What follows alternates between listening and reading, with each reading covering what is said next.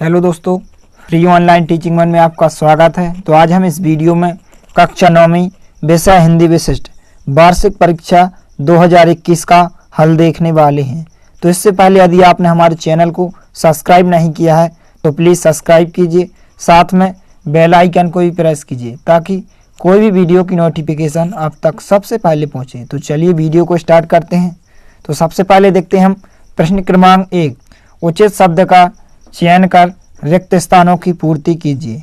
इसमें पहला खालिस्तान है, मेरे नाना पक्के खालिस्तान माने जाते थे, तो इसका आंसर क्या हो जाएगा? साहब। इसके बाद देखते हैं दूसरा खालिस्तान, कमाई में प्रत्यय खालिस्तान है, तो इसमें कौन सा प्रत्यय होगा? आई। इसके बाद देखते हैं तीसरा खालिस्तान, जो अधिक बोलता है उसे खालिस्तान कहते हैं, वाचाल। इसके बाद चौथा खालिस्तान, पंचवटी खालिस्तान है, क्या है? खंड काव्य है। इसके बाद पांचवा, लद्दाख खालिस्तान भाषा की लोकप्रिय कवित्री थी, तो इसका आंसर क्या हो जाएगा? कश्मीरी। इसके बाद देखते हैं हम प्रश्न क्रमांक 2, सही विकल्प चुनकर लिखिए। इसमें पहला प्रश्न है कि लेखिका ने अपनी नानी को क्यों नहीं देखा, तो इसका उत्तर 7 नंबर का जो ऑप्शन है वो आंसर हो जाएगा, स्वर्ग चली गई थी क्योंकि वे। इसके बाद दूसरा प्रश्न, कबीरदास जी की प्रमुख रचना है, तो इसका उत्तर हो जाएगा आ नंबर का ऑप्शन सही हो जाएगा, बीजक। इसके बाद देखते हैं तीसरा प्रश्न, जो पढ़ा लिखा ना हो उसे कहते हैं, तो इसे क्या कहते हैं? अनपढ़। 7 नंबर का ऑप्शन आंसर हो जाएगा।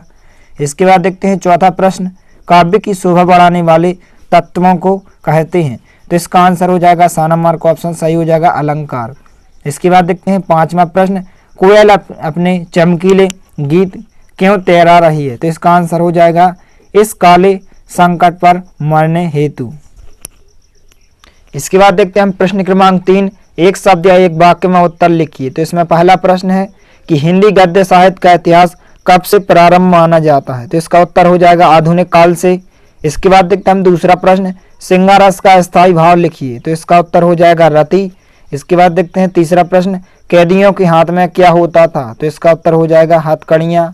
इसके बाद तीसरा प्रश्न, चौथा प्रश्न, एकांकी में कितने अंक होते हैं, तो इसका उत्तर हो जाएगा एकांकी में 1 अंक होता है। इसके बाद देखते हैं हम पांचवा प्रश्न, प्राचीन काल में किस कला का अभाव था, तो इसका उत्तर हो जाएगा प्राचीन काल में मुद्रण कला का अभाव था। इसके बाद देखते हैं हम प्रश्न क्रमांक 4, सही जोड़ियां बनाइए। तो यहाँ पर आपको 2 हिस्सा में दिए गए हैं, का और खा। तो यहाँ पर कमल का क्या हो जाएगा? पंकज। माटी वाली का क्या हो जाएगा? कहानी। और गोस्वामी तुलसीदास का क्या हो जाएगा? रामचरितमानस। ग्राम का गांव हो जाएगा और चौपाई का क्या हो जाएगा? छंद हो जाएगा। इसके बाद देखते हैं हम प्रश्न क्रमांक 5, सत्य असत्य का चयन कीजिए। तो इसमें पहला प्रश्न है कि किरण शब्द का पर्यायवाची रश्मि है, तो इसका आंसर क्या हो जाएगा? सत्य हो जाएगा। इसके बाद देखते हैं हम दूसरा प्रश्न, बच्चे काम पर जा रहे हैं, कविता सुमित्रानंदन पंत की है, तो इसका उत्तर हो जाएगा असत्य। इसके बाद देखते हैं तीसरा प्रश्न, सूरदास राम भक्ति शाखा के कवि हैं, तो इसका आंसर क्या हो जाएगा? असत्य। इसके बाद चौथा प्रश्न, उपन्यास सम्राट प्रेमचंद है, तो इसका उत्तर हो जाएगा सत्य। इसके बाद पांचवा प्रश्न, रिपोर्टाज भारतीय भाषा का शब्द है, तो इसका आंसर क्या हो जाएगा? असत्य हो जाएगा। इसके बाद देखते हैं प्रश्न क्रमांक 6, तत्सम एवं तत्वा शब्दों को छाट कर लिखिए। तो इसका उत्तर हो जाएगा, तत्सम शब्द क्या हो जाएंगे? स्वप्न और हस्त, और तद्भव क्या हो जाएंगे? मछली और साग। इसके बाद प्रश्न क्रमांक 7, निम्नलिखित शब्दों की संधि कीजिए। तो यहाँ पर आपको 2 शब्द दिए गए हैं, तथैव की संधि, तो तथैव की क्या हो जाएगी? तथा प्लस एव। इसी प्रकार से स्वागत की सु प्लस आगत। इसके बाद देखते हैं प्रश्न क्रमांक 8, रस के कितने अंग होते हैं, नाम लिखिए। तो इसका उत्तर हो जाएगा, रस के 4 अंग होते हैं, पहला स्थायी भाव, दूसरा विभाव, तीसरा अनुभाव और चौथा संचारी भाव। इसके बाद देखते हैं हम प्रश्न क्रमांक 9, मानसरोवर से कवि का क्या आशा है, तो इसका उत्तर हो जाएगा, तो आपको यहाँ से यहाँ तक लिख लेना है। इसके बाद देखते हैं प्रश्न क्रमांक 10, ज्ञान की आंधी मनुष्य के जीवन पर क्या प्रभाव डालती है, तो इस प्रकार से इसका उत्तर हो जाएगा, आपको यहाँ से यहाँ तक लिख लेना है।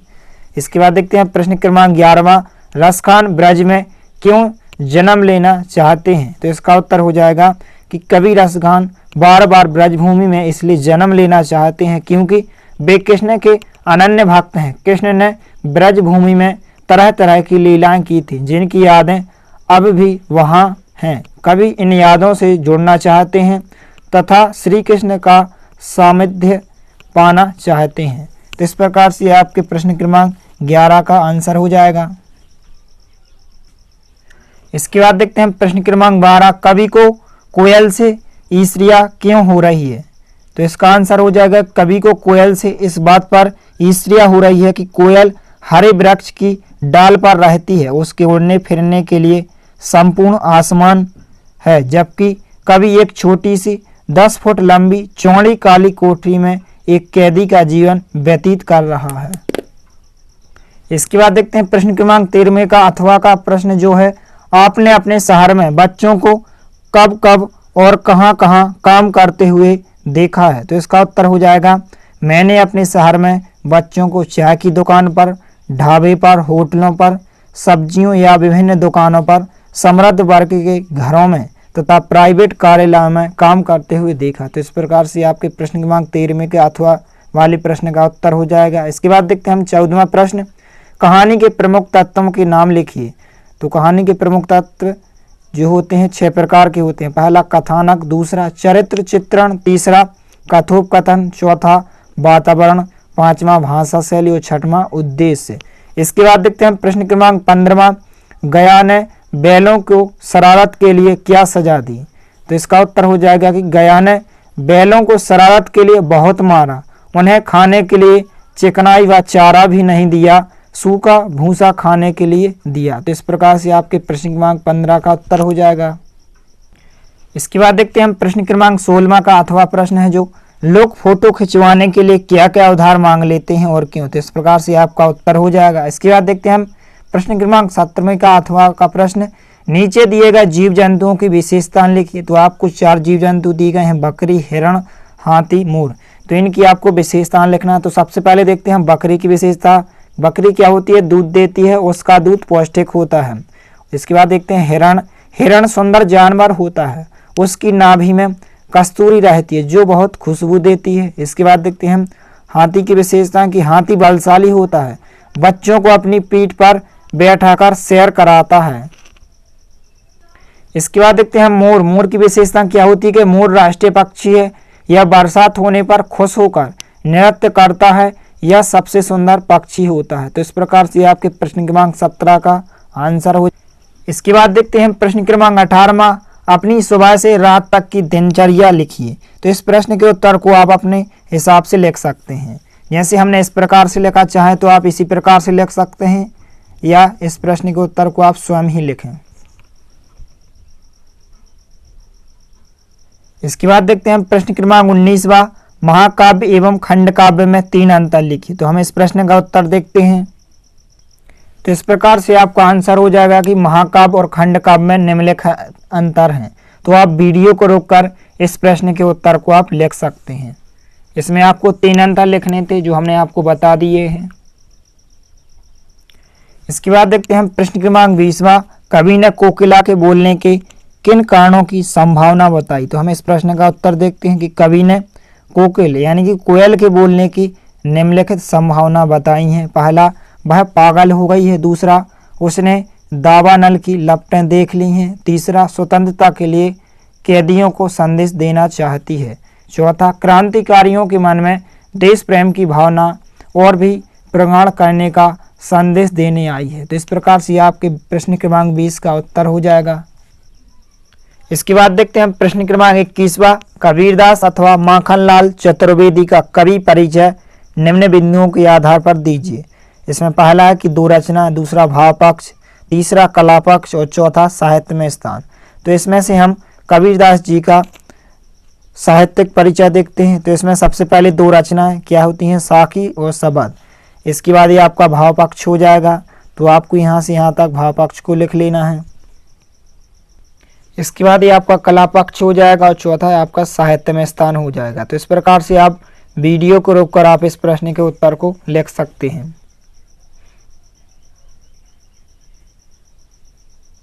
इसके बाद देखते हैं प्रश्न क्रमांक 22, निम्नलिखित पद्यांश की संदर्भ प्रसंग सहित व्याख्या कीजिए। तो आपको एक पद्यांश दिया गया है, उस पद्यांश की आपको संदर्भ प्रसंग और व्याख्या लिखना है।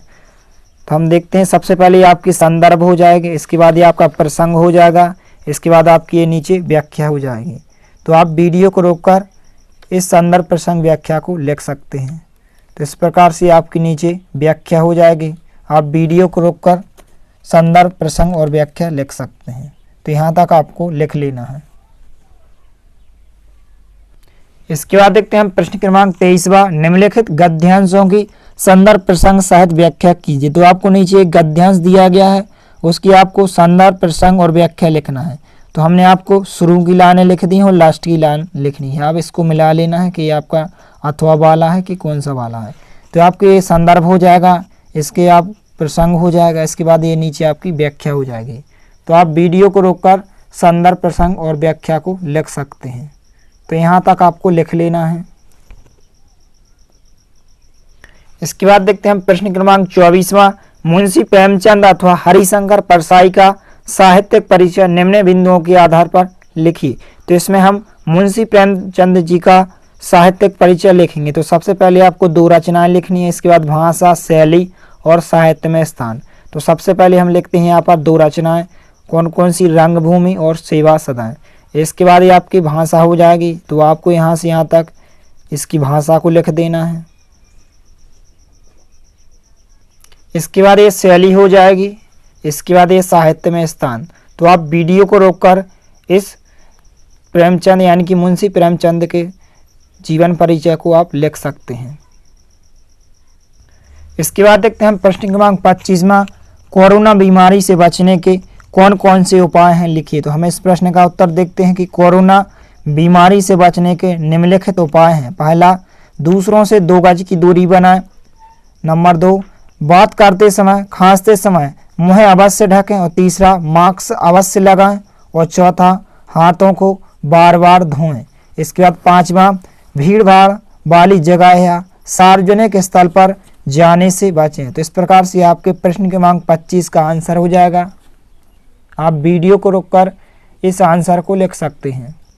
इसके बाद देखते हैं हम प्रश्न क्रमांक 26वां, अपने प्राचार्य महोदय को 3 दिन के अवकाश, एक प्रार्थना पत्र लिखिए। तो हम इस प्रश्न का उत्तर देखते हैं। तो इस प्रकार से आपके अवकाश के लिए प्रार्थना पत्र हो जाएगा। तो यहाँ पर सबसे पहले सेवा में श्रीमान प्राचार्य महोदय जी, शासकीय उच्चतर माध्यमिक विद्यालय। तो यहाँ पर आपको अपने गांव या शहर का नाम लिखना है, जिस भी आप स्कूल या गांव शहर में पढ़ते हैं तो यहाँ पर आपको लिखना है। तो इस प्रकार से यहाँ पर विषय हो जाएगा, महोदय हो जाएगा। इसके बाद आपको नीचे यहाँ पर लिखना है नाम, कक्षा और दिनांक। तो इस प्रकार से आप वीडियो को रोककर इस आवेदन पत्र को लिख सकते हैं। इसके बाद देखते हैं हम प्रश्न क्रमांक 27वां, नीचे दिए गए आपतित गद्यांश को पढ़कर निम्नलिखित प्रश्नों के उत्तर दीजिए। तो यहाँ पर आपको 3 प्रश्न दिए गए हैं। उपर्युक्त गद्यांश का उपयुक्त शीर्षक लिखिए। तो इसका उत्तर हो जाएगा खेलों का महत्व। इसके बाद देखते हैं 12 नंबर का प्रश्न, भारतीय खेलों की सबसे बड़ी विशेषता क्या है। तो इसका उत्तर हो जाएगा कि भारतीय खेलों की सबसे बड़ी विशेषता है कि इन्हें बिना किसी खर्च के खेला जा सकता है। इसके बाद देखते हैं हम प्रश्न क्रमांक 7, उपर्युक्त गद्यांश का सारांश लिखिए। तो हम इस प्रश्न का उत्तर देखते हैं। तो इस प्रकार से आपका आंसर हो जाएगा। आप वीडियो को रोककर इस सारांश को यहाँ से यहाँ तक लिख सकते हैं। इसके बाद देखते हैं प्रश्न क्रमांक 28 में का 8 नंबर का प्रश्न, निम्नलिखित में से किसी एक विषय पर सारगर्भित निबंध लिखिए। तो यहाँ पर आपको 4 विषय दिए गए हैं, इसमें से आप कोई भी विषय पर निबंध लिख सकते हैं। जैसे यहाँ पर हम जल ही जीवन पर निबंध देखते हैं। तो इस प्रकार से आप वीडियो को रोककर इस निबंध को लिख सकते हैं। तो यहाँ पर सबसे पहले आपको रूपरेखा लिखनी है, इसके बाद प्रस्तावना हो जाएगी, इसके बाद जल का महत्व हो जाएगा, इसके बाद नीचे आ जाएगा जल के विभिन्न स्रोत, इसके बाद आपको आ जाएगा जल का अभाव, इसके बाद हो जाएगा जल समस्या का समाधान, इसके बाद नीचे आ जाएगा उपसंहार। तो आप वीडियो को रोककर इस निबंध को लिख सकते हैं। तो इस प्रकार से आपका निबंध हो जाएगा।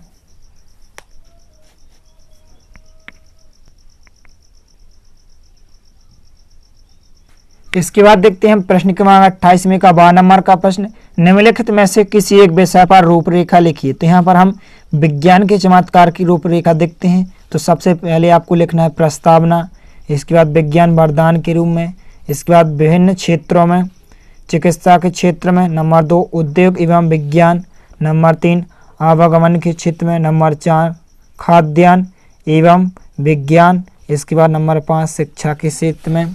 तो इस प्रकार से आप नीचे इसके बाद आप भ्रमण के क्षेत्र में, इसके बाद संचार के क्षेत्र में, और इसके बाद आप उपसंहार।